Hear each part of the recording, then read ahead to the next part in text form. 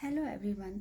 तो हमारा बीपीएससी का एग्ज़ाम बहुत नज़दीक है और हमें हिस्ट्री के साथ साथ और सब्जेक्ट्स भी पढ़ने बहुत ज़रूरी हैं। तो हमें एनसीईआरटीज़ भी पढ़ना चाहिए, क्योंकि एनसीईआरटी से ही ज़्यादा से ज़्यादा क्वेश्चन पूछे जाते हैं। तो अगर आप एनसीईआरटीज़ नहीं पढ़ पा रहे हैं तो एनसीईआरटी का नोट्स ले लीजिए और उसको पढ़िए।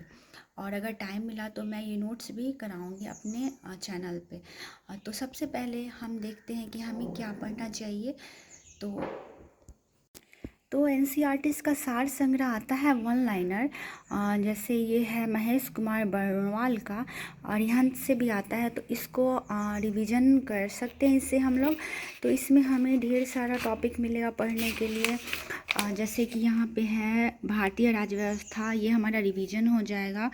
फिर भारत का भूगोल से भी इसमें ढेर सारे चैप्टर्स हैं, और बिहार का भूगोल, पर्यावरण विज्ञान, साइंस तो बहुत ही इम्पॉर्टेंट होता है, इसलिए साइंस को पढ़ना भी बहुत ज़रूरी होता है। साइंस हो गया, फिर केमिस्ट्री, बायोलॉजी और फिजिक्स केमिस्ट्री बायोलॉजी। फिर उसके बाद विज्ञान एवं प्रौद्योगिकी, हिस्ट्री में हमारा एनिशिएंट है, मेडाइवल है और मॉडर्न हिस्ट्री है। तो ये रिवीजन करने के लिए बेस्ट बुक है, क्योंकि इसमें 6 to 12 तक का एनसीईआरटीज़ का सार दिया हुआ है। उसके बाद भारतीय अर्थव्यवस्था, इकोनॉमिक्स से भी रिलेटेड क्वेश्चन है, कंप्यूटर, खेलकूद, पुरस्कार एवं सम्मान और मिसलेनियस विविध भी दिए गए हैं। तो सबसे पहले हम लोग देखते हैं कि भारतीय राज्य व्यवस्था, इंडियन पॉलिटी से क्या दिया हुआ है। तो भारत का संवैधानिक विकास यहाँ पे दिया हुआ है, constitutional development of India. Regulating act 1773 द्वारा सर्वोच्च न्यायालय की स्थापना कहाँ की गई थी? तो कलकत्ता में 1774 में। भारतीयों को भारत में प्रशासन में भाग लेने का अधिकार किस अधिनियम के द्वारा प्राप्त हुआ? चार्टर एक्ट 1833 के द्वारा।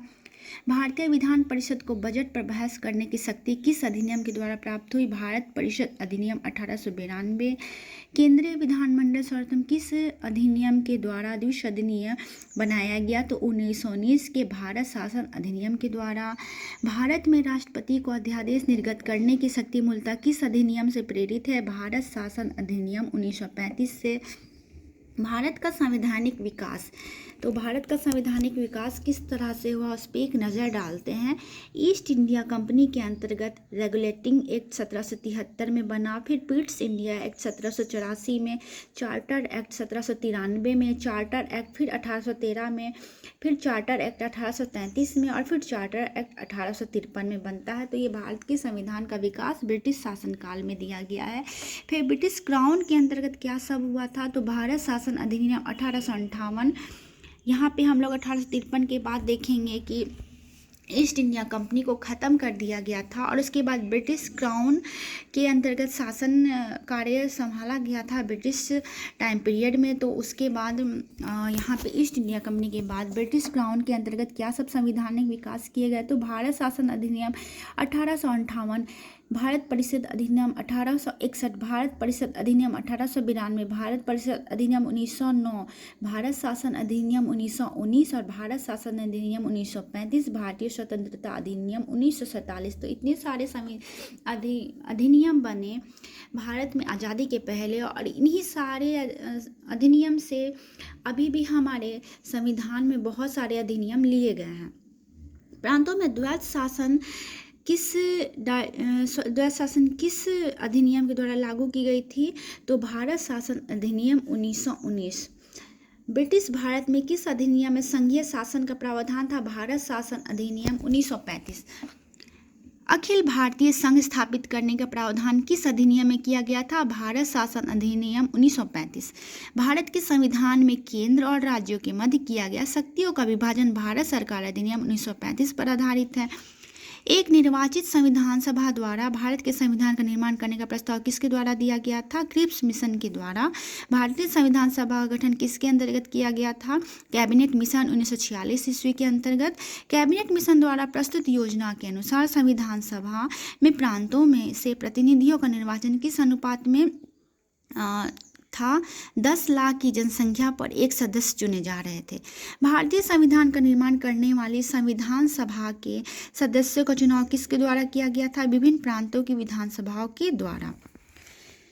फिर अंतरिम सरकार वर्ष 1946 में बनाई गई थी, वो इस प्रकार थी: जवाहरलाल नेहरू राष्ट्रमंत्री संबंध तथा विदेशी मामले, सरदार वल्लभ भाई पटेल गृह सूचना एवं प्रसारण, डॉक्टर राजेंद्र प्रसाद खाद्य एवं कृषि, जॉन मथाई उद्योग एवं नागरिक आपूर्ति, जगजीवन राम श्रम, सरदार बलदेव सिंह रक्षा, लियाकत अली खान वित्त और श्री सी राजगोपालाचार्य शिक्षा एवं कला।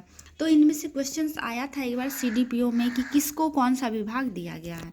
तो BPSC में ऐसे भी क्वेश्चंस आते रहते हैं।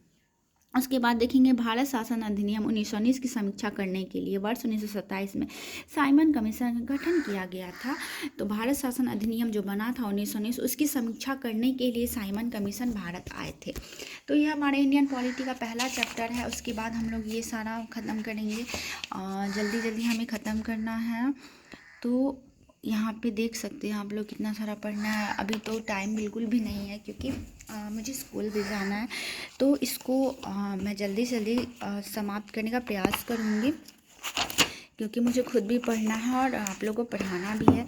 तो ये हमारा ऑनलाइन बहुत अच्छा बुक हो जाएगा NCERT का, क्योंकि NCERT तो पढ़ना ही पड़ता है। अगर NCERT नहीं पढ़ेंगे तो क्वेश्चंस को हम सॉल्व ही नहीं कर पाएंगे, क्योंकि NCERT से बहुत सारे क्वेश्चंस आते रहते हैं।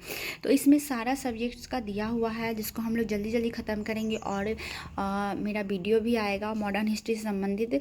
कल हमने पढ़ा था खेरा सत्याग्रह के बारे में, तो उसको आज हम लोग पढ़ेंगे। आगे गांधी जी कौन सा आंदोलन करते हैं उसको हम लोग पढ़ेंगे। तो आप लोग को वीडियो कैसा लगा आप लोग कमेंट में ज़रूर बताइएगा। अगर वीडियो अच्छा लगता है तो प्लीज़ लाइक एंड सब्सक्राइब, और मिलते हैं बहुत जल्दी नए वीडियो में नए टॉपिक के साथ। तब तक के लिए वीडियो को यहीं पे ख़त्म करती हूँ। Thanks for watching. Good morning, bye bye.